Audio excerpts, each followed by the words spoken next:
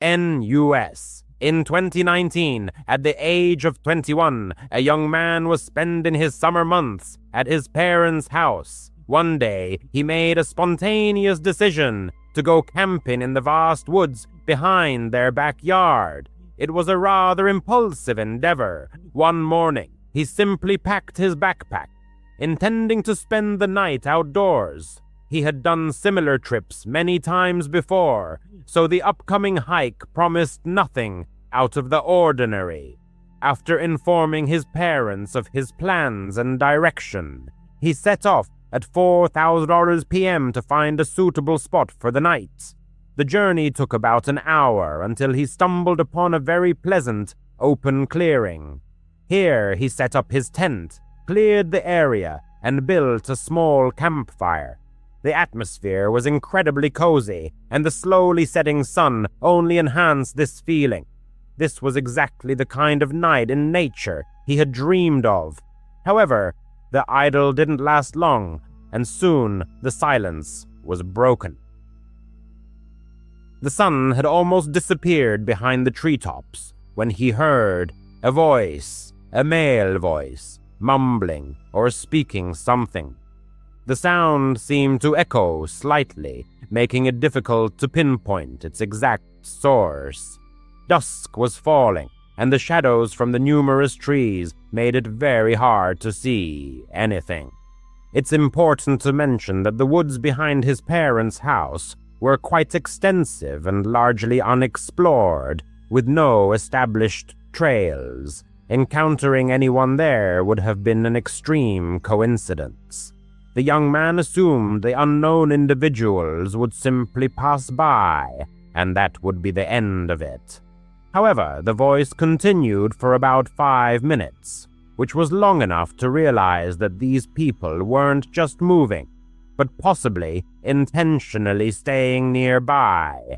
Eventually, he decided to call out to them, simply shouting, "Hello," to see if they would respond, but before he could finish the word, the voice stopped. The forest fell silent. He felt very uneasy and called out again. No voice, no answer. A slight sense of creepiness now settled in. With only 20 or 30 minutes of thin sunlight left, he decided to simply change locations. There was no point in staying there and feeling scared all night, letting it ruin his experience. After a couple of minutes, he ventured back into the trees, looking for another place to sleep. However, luck was not on his side this time. After 15 minutes, urged on by the fading sunlight, he decided to simply settle where he was, mostly just among the trees. And it was a good thing he did, because by the time he finished setting up camp, there was no light left. The sun had fully set, and the forest was eerily silent. However, he found this reassuring, knowing he would hear if that person returned for any reason. He built another small campfire. He enjoyed the warmth for a while before taking out his snack bag and getting some sandwich ingredients. He took a small stick, skewered a marshmallow on it, and held it over the fire.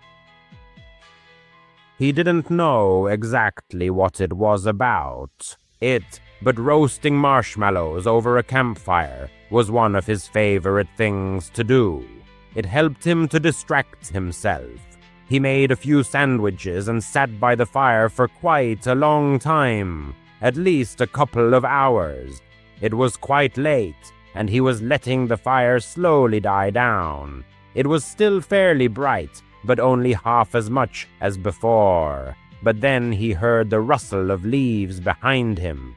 He thought the sound came from somewhere behind and to the left of his camp. It was completely dark, and as soon as he looked there, whatever it was, it stopped moving. Again, he called out. Honestly, he wasn't expecting much, given how things had gone last time. But after a few moments, a man emerged from the woods and stepped into the light. This startled him because the man came from the other side, not the one he was looking at. "Didn't mean to scare you," he said with a smile, casually walking towards the fire and sitting down next to him. He held out his hands to warm them by the fire. He acted as if he was supposed to be there, or as if he knew him. Can I help you with something? I think you have the wrong camp," the young man said.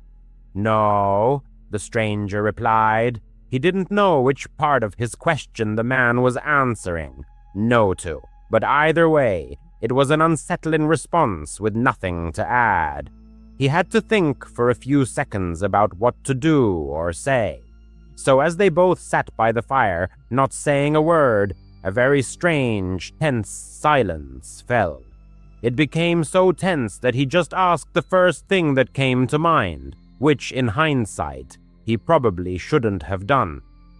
"Are you by any chance the one I heard talking in the trees near my other camp earlier?" The man continued to stare at the fire, but his face visibly became indifferent. "Must have been someone else," he said in a much colder, monotonous voice. Something was profoundly wrong with all of this, but he still didn't know how to get out of the situation without risking trouble. Before he could think too much about it, a branch snapped behind him. He looked back. It was from the same spot, behind and to the left of the camp. His heart skipped a beat. The man was not alone. There was someone else here. He turned and looked back at the fire. The man was staring at him. Honestly, he didn't even remember if he was smiling, or angry, or what, because all he remembered was the intense cold and the dead look in his eyes. He instantly jumped out of his chair and bolted into the trees. He heard one of the men say something, clearly talking irritably to the other, and for a moment, he heard footsteps running behind him. However, as he went deeper into the forest and the darkness, he lost them. The full force of the darkness enveloped them, and they disappeared from sight.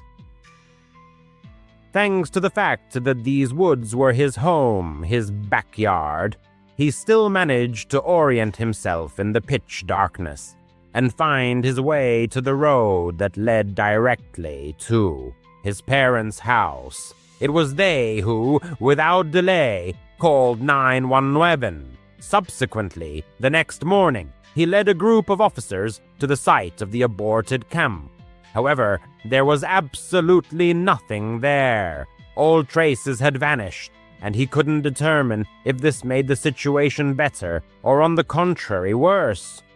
On the one hand, it could indicate a simple intention of robbery, but on the other, it unequivocally pointed to malicious intent, meaning they could have been planning something much more serious. After all, one of them had pursued him for about a minute. Therefore, no one would be surprised that he never returned to those gloomy woods behind his parents' house again. It was the peak of summer, and being a passionate fan of hiking and a lover of long walks, he learned from one of his companions about the possibility of renting old fire lookout towers. These structures, apparently, were abandoned observation posts, usually located in the wilderness, many miles from civilization, deep in the forest thickets. The tower he chose was perhaps the most secluded of all he managed to find. Renting it was not difficult, as there were plenty of vacancies for almost the entire summer, and he enjoyed the hiking process itself.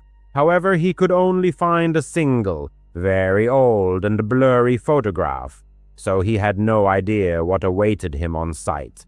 He knew the tower was built in the 1950s, which meant it would be quite old, but regarding the extent of restoration work done, he was completely in the dark. Taking his usual hiking gear, he set off at 9:30 a.m. The scenery was not particularly picturesque.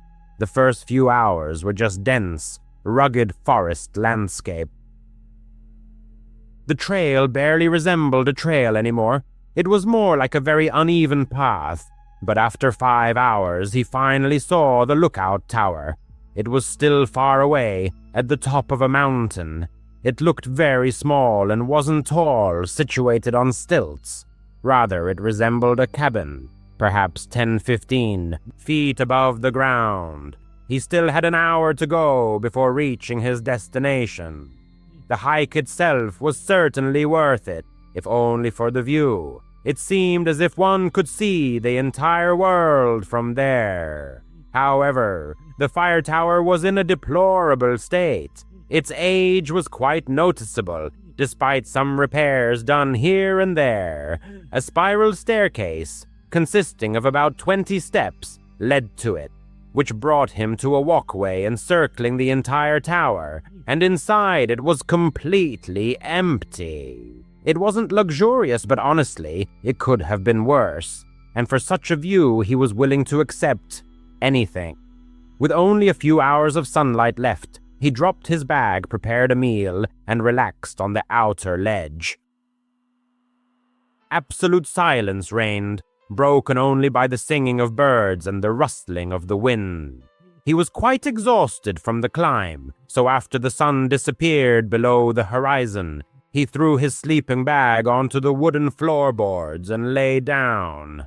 It was only about 8 p.m., so although he was worn out, he couldn't fall asleep as quickly as he wanted. He estimated about 30 to 40 minutes passed. Then he thought he heard something outside the lookout tower. Before he could get up and look, distinct footsteps were heard climbing the stairs. He hastily got out of his sleeping bag and went to the door, which notably had no locks. A few seconds later, a man appeared from around the corner. He was older, in his late 40s or early 50s, with somewhat long blonde hair. Somehow he wasn't scared when he saw him, almost as if he knew he was already there. "Great spot to spend a few nights, isn't it?" the man said, grinning and approaching closer. He agreed, still feeling a slight nervous tension, and mentioned that he had booked the tower for the next 3 nights. However, he was already a bit discouraged, as he knew there was nothing else around, so the presence of this stranger here, when he himself was here, was very strange. He asked if the man was camping somewhere nearby. "Actually, I was hoping to stay here for the night," the man said again with a grin. He didn't know how to respond to that, but ended up just apologizing. "Well, it looks like you have enough room there. I mean, you're alone here, right?" Hesitating for a second, he lied, saying his friend would be there in a few minutes, and that, unfortunately, they couldn't let him stay with them. The man looked at him. The smile left his face, and he said nothing for a moment, then nodded and began to leave. It was only when he turned to go down the stairs that he noticed he had no backpack, no gear at all. Surely he must have left his backpack somewhere nearby. He couldn't understand why someone would be so far in isolation without any hiking gear, even if he planned to use the fire tower as shelter.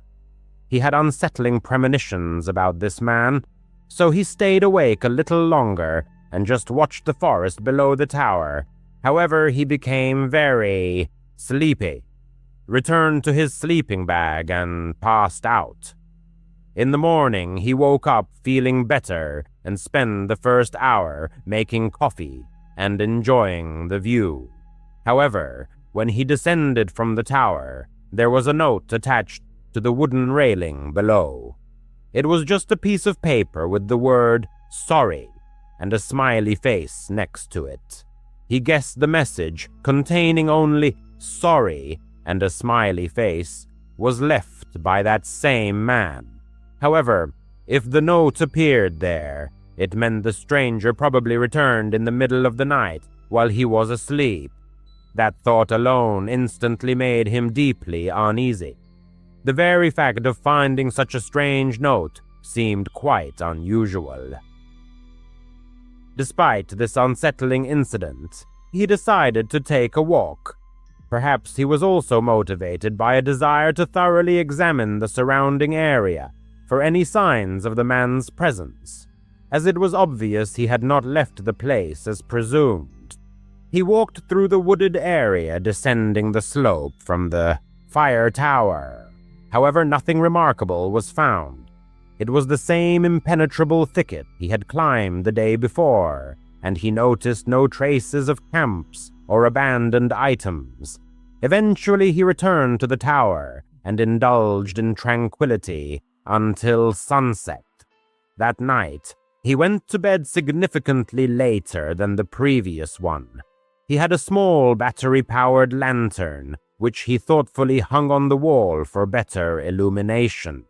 He was simply in a state of uncertainty, pondering various things and gazing into the impenetrable darkness beyond the tower, guessing only vague silhouettes of mountain peaks. It is important to note that he didn't start preparing for bed until almost midnight, possibly even 1 in the morning. After laying out his belongings, he grabbed the lantern and descended the stairs into the forest to quickly relieve himself before finally settling in. As he approached the very edge of the wooded area, he suddenly noticed something move directly in front of him. It was just a fleeting movement, caught in the dim light of his lantern. He froze for a moment, then raised the light source even higher, though it didn't yield significant results. "Is anyone there?" his voice echoed in the night's silence. The silence that followed his voice only intensified the ominous atmosphere. He almost ran back to the tower. However, inside, he didn't feel much safer. The windows occupied almost the entire wall space, and the door, as mentioned, lacked even a lock. A part of him desperately wanted to leave this place, but setting off now with impenetrable darkness all around and the trail barely discernible would probably be even worse than simply staying put. He left the lantern hanging on the wall and peered out the windows, gazing at the forest below. A shiver ran down his spine at the thought that, in the light, if someone was outside, they could probably clearly see his silhouette in the window opening. He, however, saw only impenetrable darkness. He could see the bottom of the stairs, though, and that's what he focused on, ensuring no one was trying to come up. The longer he stood there and watched, the more anxiety enveloped him. He didn't know what to do, but decided to pack his things. At least then he could make a quick escape, if necessary. As he filled his hiking backpack, he stopped every 30 seconds, went to the window to look at the stairs, then continued packing, tirelessly repeating this ritual until everything was finally in his bag and he was ready to depart. He placed it against the wall, then returned to the window again. At the base of the staircase stood a man. He was frozen on the very first step, staring at it as if waiting for something. He could only make out a fragment of his figure through the dense railings, but he had no doubt it was the same stranger from the day before. He had no backpack and appeared to be about the same height. He was gripped by panic. Why had he returned? And why was he just standing silently and motionless at the foot of the steps? What if he decided to come up again? Thoughts raced chaotically through his mind. He must have spent at least 2 minutes at the window, intently watching the figure, before the man finally moved. He took a couple of steps back, paused for a moment, and then walked away. However, the path the stranger took was hidden from his view due to the bend in the road. Thus, he lost sight of him. and if the man continued moving in that direction, deeper into the forest, it was pitch dark, making it impossible for him to tell. At that moment, he was absolutely certain that the man was following him, or at least watching him, getting uncomfortably close, especially in the middle of the night. Perhaps it was just his intuition persistently signaling something, but he felt that if he stayed longer, something extremely unfavorable would happen. He waited a couple of minutes, then hastily grabbed his bag and silently descended the steps to the ground beneath the lookout tower. He couldn't even describe the depth of his fear as he left the tower, plunging into the dark forest, knowing there was a chance this man was still watching him, incredibly pursuing him into the forest. It was for this reason that he kept his open pocket knife, gripping it tightly in his hand the entire time. He walked for about 15 minutes when the path became much less clear, so he was forced to use his lantern. He hoped he was getting far enough away that the man wouldn't be able to follow him or notice the light.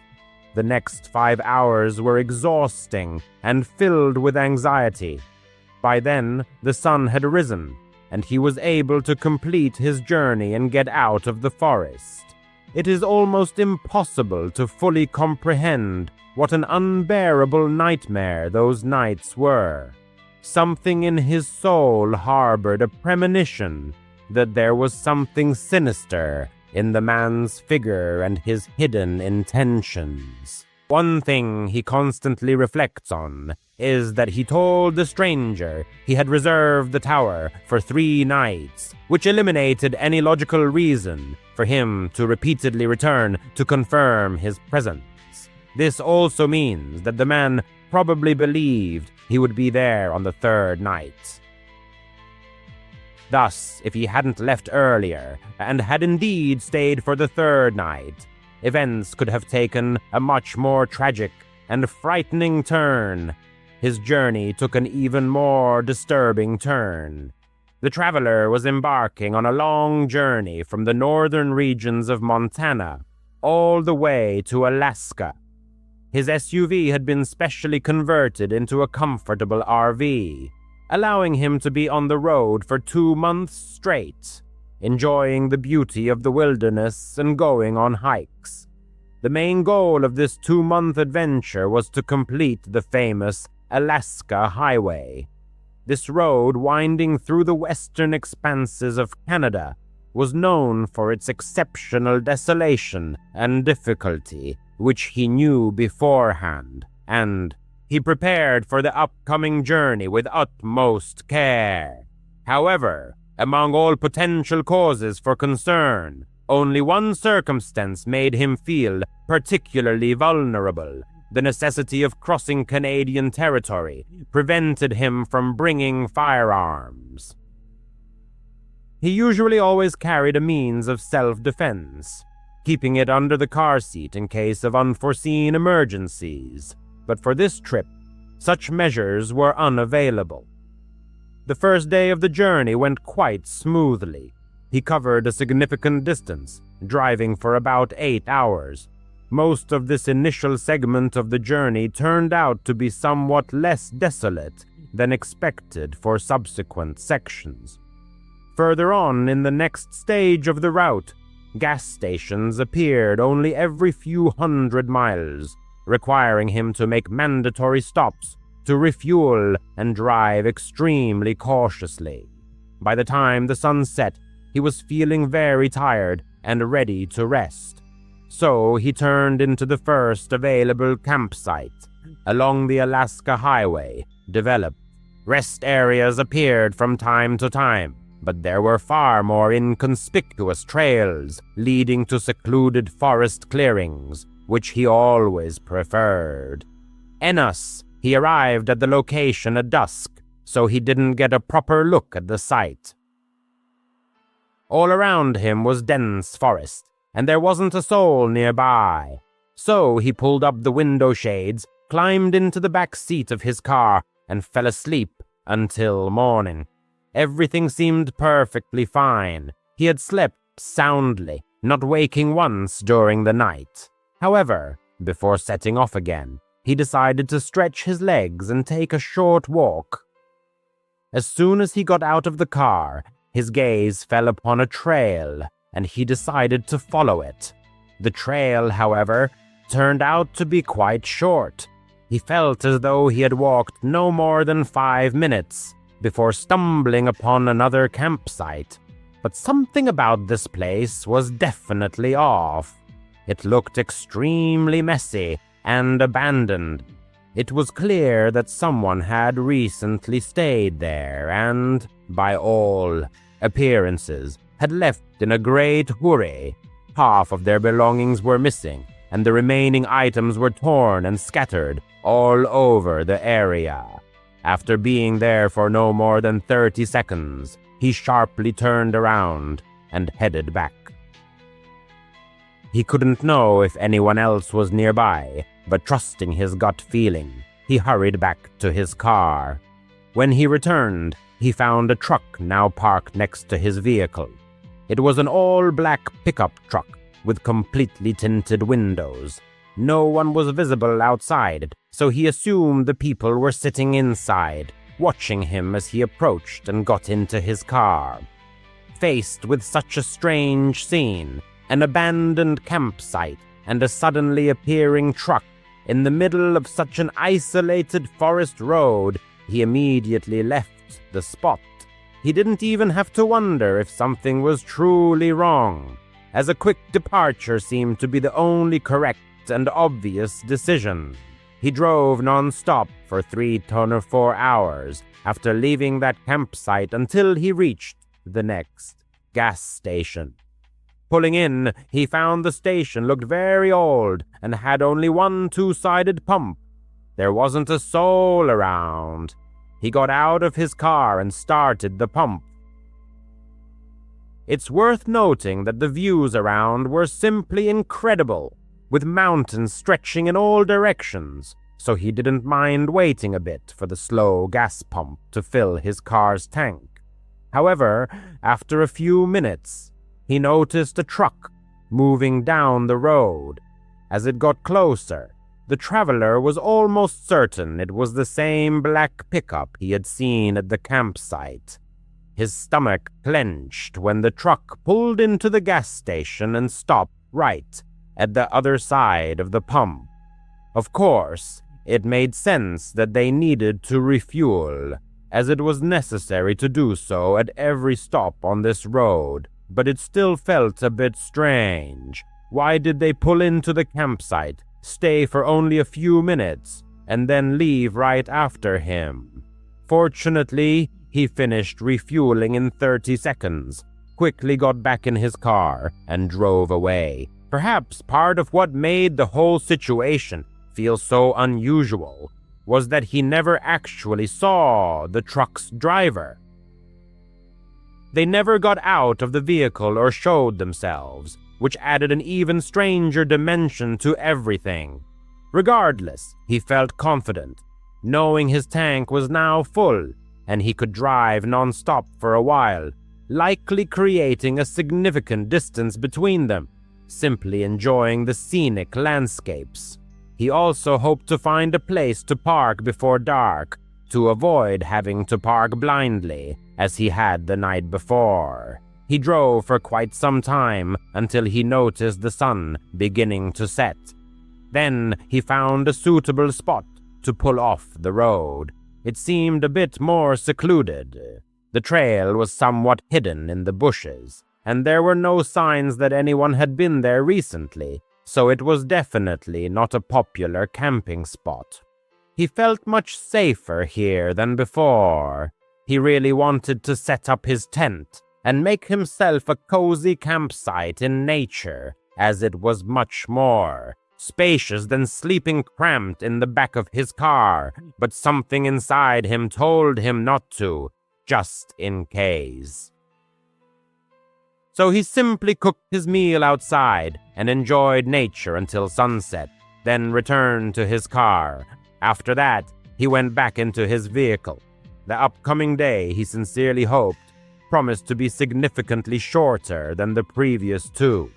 Realizing this, he decided to forego sleep and instead dedicate his time to watching several pre-downloaded videos on his mobile phone. He spent about 4 hours in this awake state.